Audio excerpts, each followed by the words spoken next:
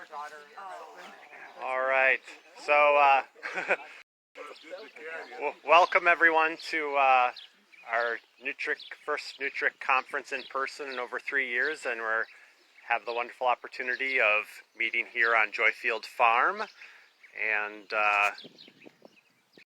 one of the farm's founders, Cliff Kindy, is going to give us a tour this morning before we start our other sessions. Maybe Rachel and maybe Arlene will join. But here you can see sort of the setting. The farmhouse is where we all started. Arlene and I and our daughters were here for about a year. 2 years before we came. 2 years. And Bob and Rachel, we bought the farm together, so it was all our farm. But that's the farmhouse, and Arlene and I in the stone house, which used to be a drive-through corn crib.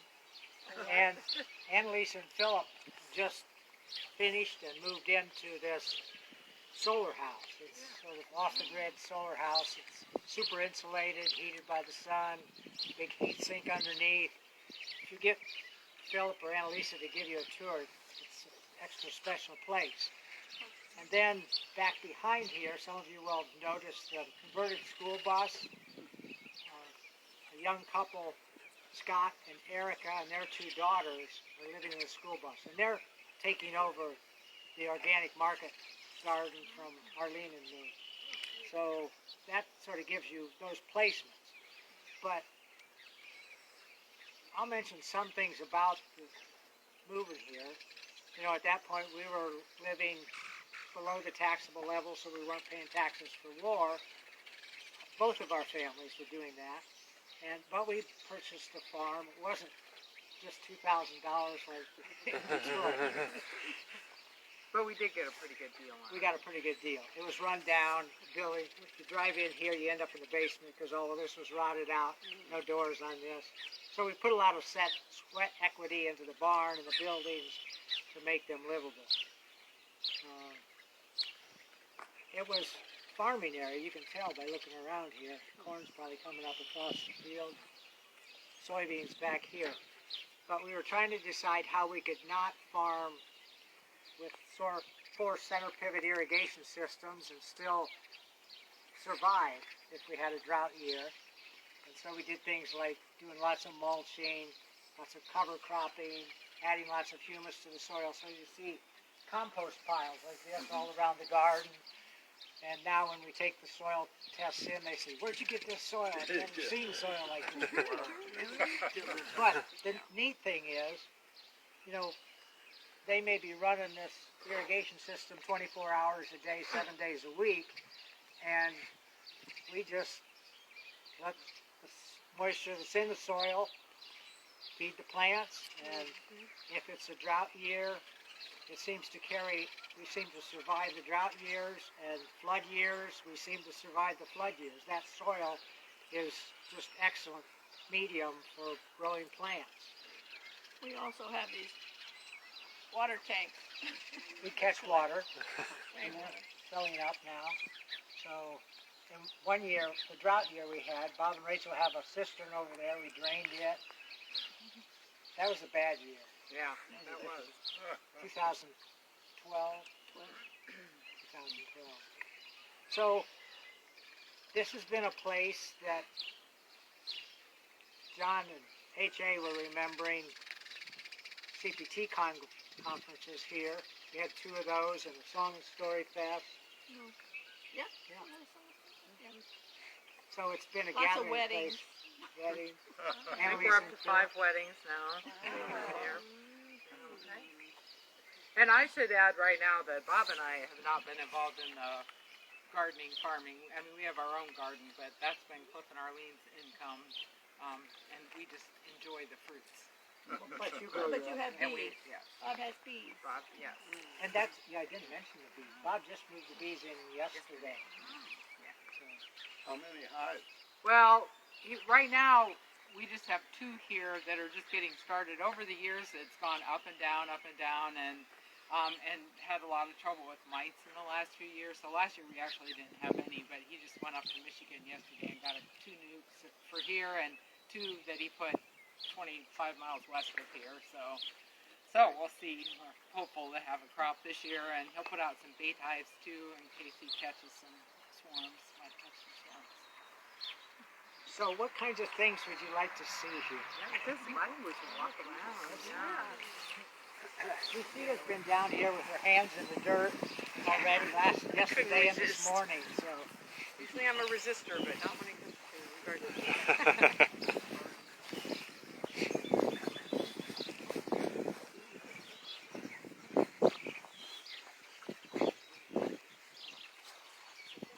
Rachel, do you have bubbling?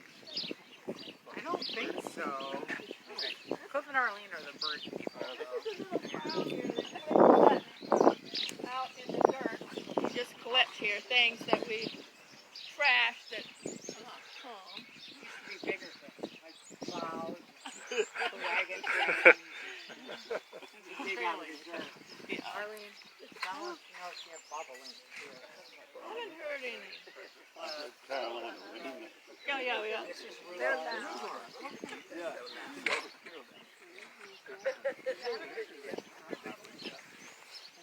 That's rhubarb. Yeah. That's quite a crop of Happy. You'll see lots of straw piles, and that's used for mulch in the garden. Scott has done an excellent job of cover cropping.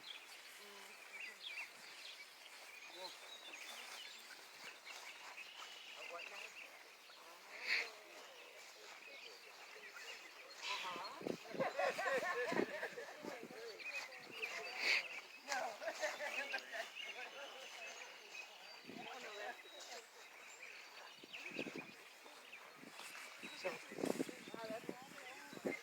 we've grown about 60 different varieties of fruits and vegetables here. Maybe Scott and Erica won't grow quite as many, but they're growing a lot. So, potatoes and onions. To the west of us here, Audubon Society has a wetland. So lots of birds, lots of animal life, lots of plant life are part of sort of our next door neighbor. And then they also have 27 acres back in the woods. You can see the woods back on the edge, the other field. So that's also Audubon Society that has that. If you've never seen asparagus growing, you can see it from right here. Over here is all asparagus, raspberry coming up. Raspberries. Oh, There's a killdeer. I think it's nesting What somewhere nerds. small. That's awesome. We haven't found the nest yet. Yesterday we were having quite an affair when we were out here.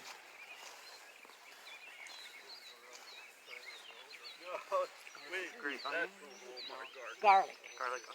Lots of garlic. What's their numbering system? Well, it's just to make plots so that they can, if they rotate, Oh, they'll rotate it by plot that's rather than part by of their row. record keeping then? Yes. It's like this year we put this in 6. And, Yeah. So peas coming up, I think radishes. Cliff, what's protected here?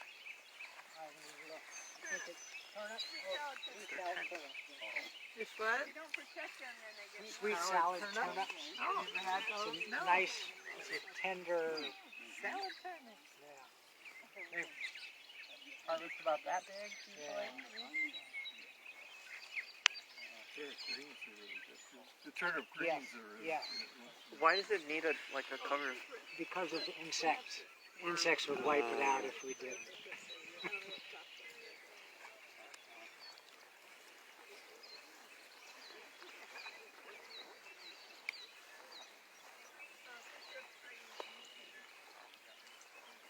I grew up in Illinois.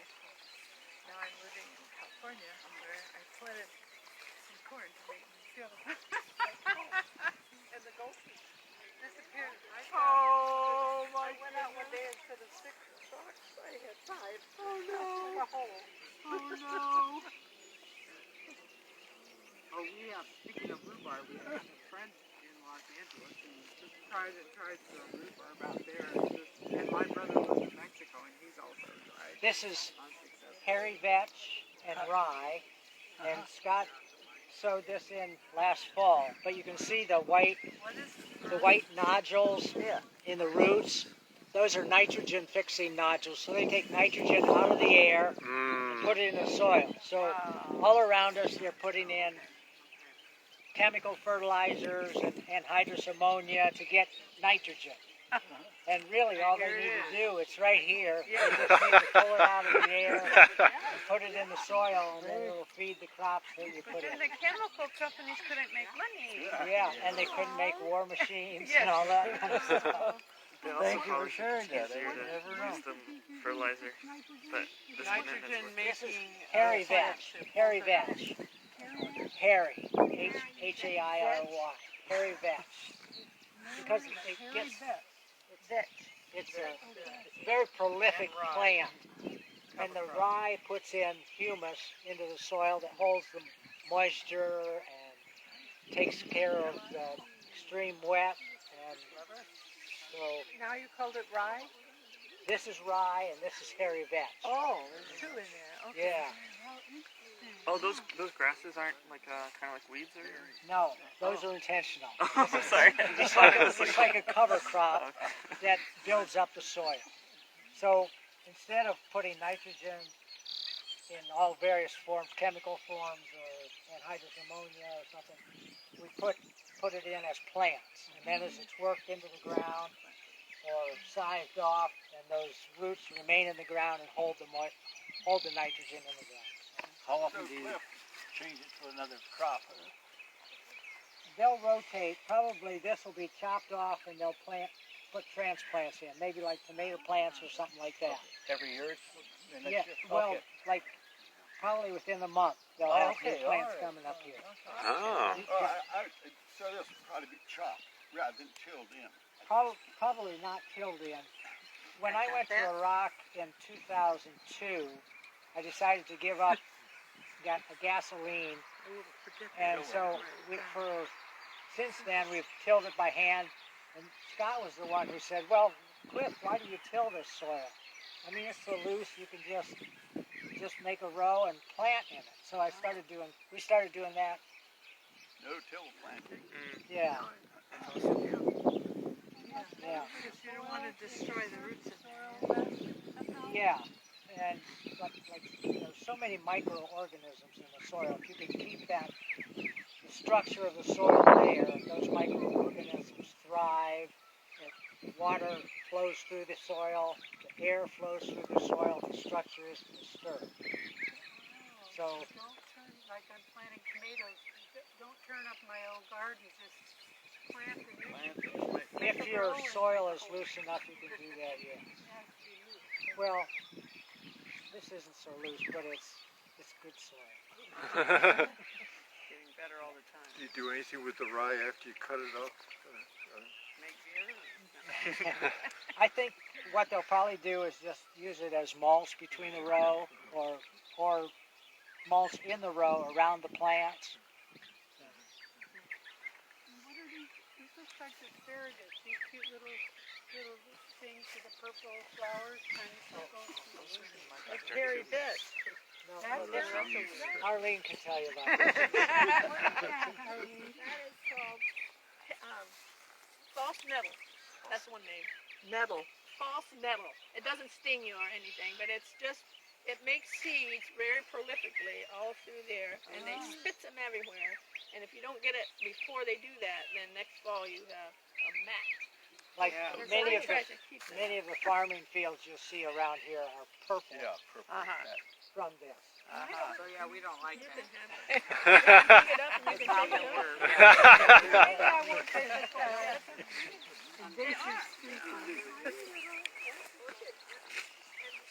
These plants growing down here are incredibly similar. I have all these in my backyard. Like, Oh, really? yeah. So it's just surprising that it's extended all the way. Yeah, the crop is ended up, Oh, this is nettles. This is the real nettle. It's a stinging nettle. I want to touch it. Well, No. it'll keep. I wrap it. forever. It'll keep itching for another day. Oh, really? Oh, sorry. The little fibers that stick in you like pins. But it's also one of the most nutritious greens. It's way better than kale or spinach. So it's a nice spring in the spring. And this is, well, dandelions it's beautiful. And we always cook dandelions in the spring before it makes flowers, the greens. And this is our nemesis. It's a Canadian thistle. It's a cover crop. This is still open, not planted.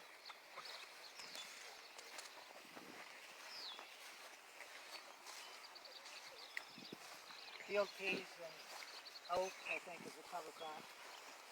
Here you can see the thistles moving their way into the garden. They like the good soil too.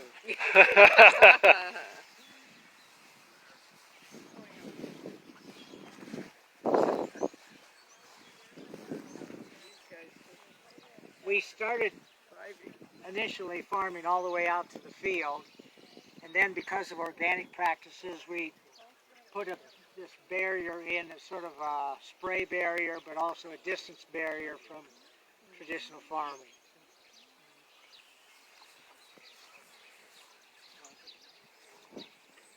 When we first planted tree lines, the wetland killed all the pines, the white pines and the red pines that we planted. So we started planting bald cypress. You can see the green just coming out here, and some around the edge. So bald cypress are a better, because it'll take the wet. Because there are times when the water table comes up on the surface here and we get fingers of water from the wetland right up into here. So those are good trees to grow.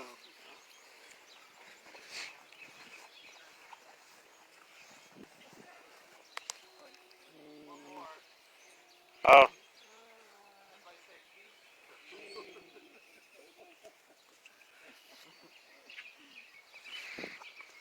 So there are persimmon trees in here. A lot of nut trees. I think we counted, we have about 70 different kinds of trees and then all kinds of bushes and shrubs in addition to that. So grape arbor coming through here. You can see cover crop coming up here where Scott planted that in.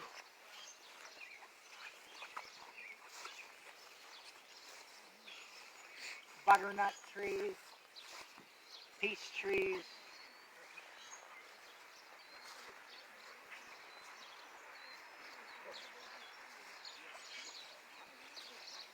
What are these? Is that your field there? No, that's Is it Audubon? a wet. It's a farm, a neighbor's field Neighbor. that has soybeans in. Soybeans, okay.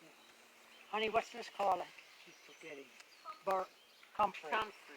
It's a good compost plant and good insect. The insects like it. Put it on the compost pile. Yeah, you can. You can make Edible. What would it be as a tea? What would be Somebody can look it up on so this is where the bees live. It gets big like that, you cut it off. The two hive bodies there. You can see the bees kind of moving around in front of them now. Where who lives? The bees, Oh, the bee. the honeybees. So they're acclimating to their new home. Okay. And these are linden trees, and they'll bloom soon. So that's a good Winter day London. pollen source for the bees.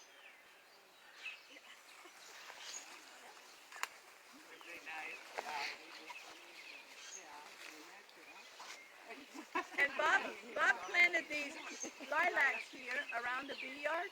So the bees don't come straight at us in the garden. They must go up and out. And so that helps our them. daughter- Right, so you can work in the garden, not worry about. Yeah, they don't come right direct. Why don't they just go around the lilac? There's a lot of space. How did you meet the trees? Well, if you didn't have lilacs here, they would just come out of the highway and come straight across the garden. Here, they can't get through here so well, so they go up and then come out. Oh, they just don't like making their way through this tree? Is that what you're saying? Yeah, they just, they go up. They want to clear. I mean, they suck on these. Yeah. Lilac. Style, huh? They come in and go somewhere else. Introducing them to your new bees, Bob. Okay. Your bees are pretty active. What are they? What pollen? What are they feeding on right now? Well, probably dandelion. Do they do any of those? Sometimes, but I think it's not as good as dandelion. Dandelions are good. And how long before the linden comes in? Oh, that'll be mid to late June. But white clover, white Dutch clover, will be for a long time. Can you tell them about the lilacs and they have to go up over? Oh, it seemed like a good place. If you get the bees to fly over that to come and go, then they'll stay high to wherever they're going until they come down to a flower. So it keeps them out of our hair. That's what I told people, but I wasn't sure.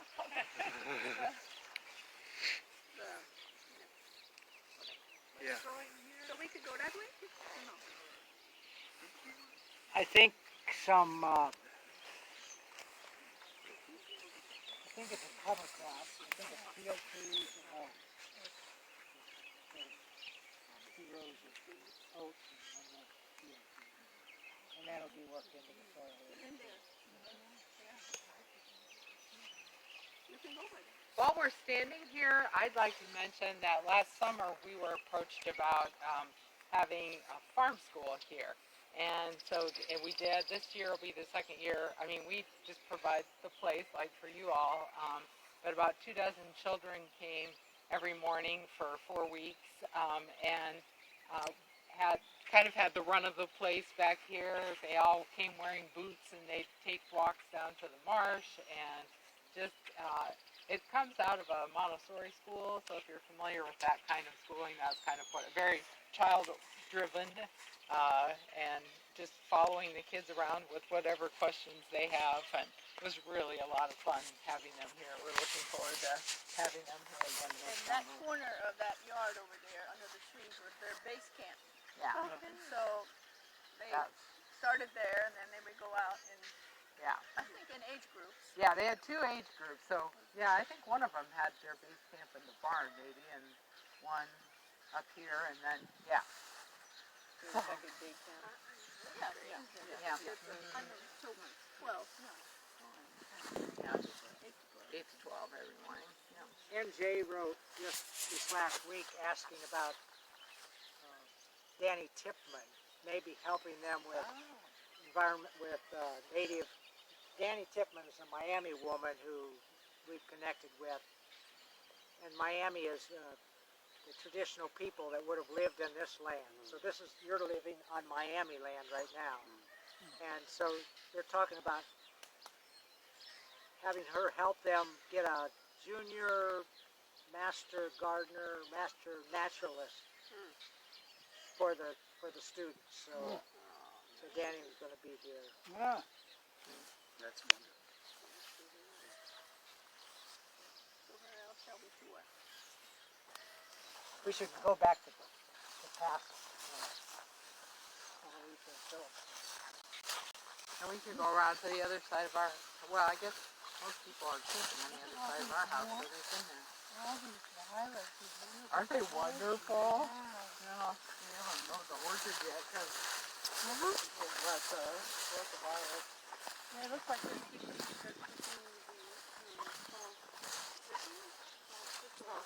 Are these tomatoes, honey? Yeah, they're, yeah. keeping warm until the riots are going to be warm.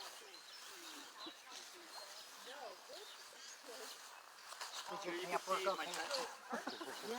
Did your tent work okay? Oh yeah, that was great. Thank you so much. Skippy? Yeah. I can't give short answers. I always give long answers. So part of the story of this farm is that how many years were your parents here, Cliff?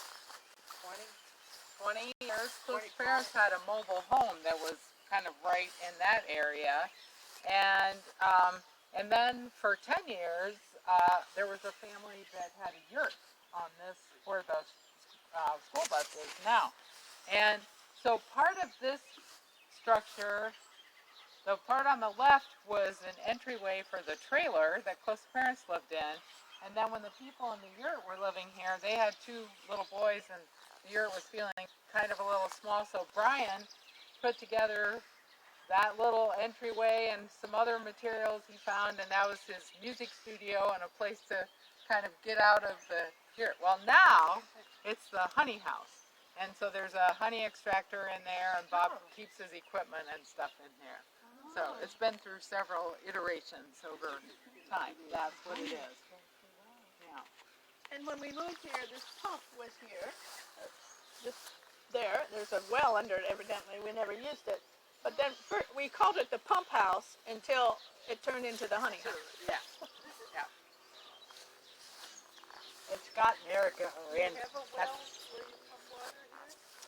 We have two things. We have a well that's under the farmhouse that we have a regular pump, and then the windmill has, the windmill was, the tower was here when we moved here, and there was a hand pump and none of it was working, but at some point we got the hand pump working, and then a few years ago we bought the windmill and made it, and we haven't hooked it up yet, but pretty soon we'll be hooking it up. And then our garden, you saw big water tanks over there that pumps water into those tanks, and we use it to water the garden. So two wells. Scott and Eric are at market right now. So, no, it's Oh, it's just just hooked up to it. no regular water line. So Scott and Erica live in the bus here, a converted school bus. They even have a little wood stove in there, and Children? Two or two three? children, two children, How old are the children? 6 and 3. Okay. And that's temporary until they decide. This is kind of a trial year for them to decide if they want to stay here or not. That won't be. Scott can't stand up in it, so It's all it's got, not huh? real comfortable.